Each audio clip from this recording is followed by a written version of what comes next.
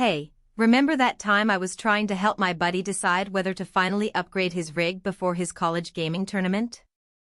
He'd been running a decade-old desktop, and every time we talked about his lag spikes and the endless boot times, I could see he was stuck between maybe I can get by and I really need something that just works. If you're in the same spot thinking about a serious jump up but nervous about dropping a few $100s on the wrong machine, listen up. I've been digging through specs, watching hands-on videos, and scrolling through the usual buyer chatter for the STORMCRAFT Falcon Prebuilt with an RTX 5070. Link is in the description if you want to check the product details on Amazon. First off, let's talk about what this machine actually promises in everyday life. The headline is an AMD Ryzen 7 7800X3D paired with 32GB of DDR56000 RAM, a 1TB NVMe SSD, and a 360mm AIO cooler. On paper that looks like a solid foundation for current 1440p gaming and even a bit of 4K. But the real question is, how does that translate when you sit down to play Valorant, stream Fortnite on Twitch, or fire up a VR title like Half-Life, Alyx? I started with my own workflow. I installed a few popular esports titles League of Legends, CS, Go, and Rocket League and ran them at 1440p with ultra settings. The RTX 5070 handled the load without dropping below 144 frames per second on average, which is a comfortable margin for a 144Hz monitor. That's where the dominates 1440p and max out competitive esports claim feels genuine. The extra X on the 7800X3D also shaved off a few milliseconds of latency in the most demanding titles, something you'll notice in fast-paced shooters where every frame counts. Streaming is where the configuration really shows its value. I hooked up OBS, enabled the NVMe encoder, and tossed a 1080p 60 frames per second stream while playing Apex Legends. The CPU stayed cool thanks to the 360mm AIO, and the GPU wasn't maxed out because the NVMe offloaded the encoding work. The result was a clean stream without the dreaded encoding lag that often pops up on cheaper builds.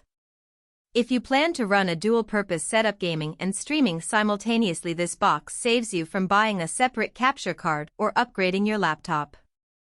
Now, let's address the hidden trade-offs. The Falcon doesn't have a massive internal storage pool. A 1TB NVMe is fast, but if you're the type who hoards massive game libraries, you'll need an external drive or a second internal SSD. Adding more storage isn't a nightmare. The chassis has a spare 2.5-inch bay, but you'll have to buy an extra SSD and install it yourself.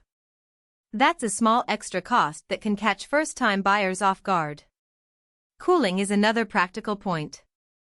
The 360mm AIO is definitely the star of the show. Temperatures sit in the low 70 SC under full load, which is impressive for a compact tower. However, that performance also means the fans are constantly in motion. In a quiet apartment, you'll hear a low hum from the radiator, especially when the GPU ramps up. It's not a roar, but it's enough that you'll notice if you're used to whisper quiet builds. So if absolute silence is your top priority, you might look at a slightly larger case with a bigger radiator or a custom water loop.